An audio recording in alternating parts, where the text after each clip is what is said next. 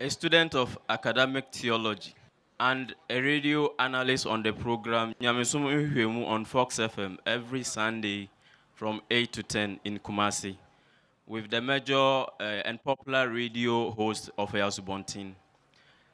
My question is, we have a problem with the book of Matthew, Mark, Luke, and John as not being the Gospels of Jesus Christ.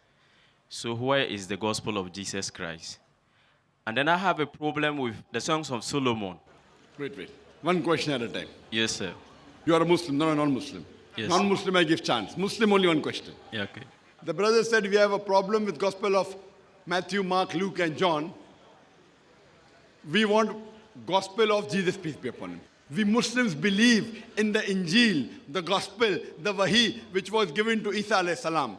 What we have in the Bible, the 4 canonical books, the first 4 books of the New Testament, Matthew, Mark, Luke, and John, they do not know who the author is.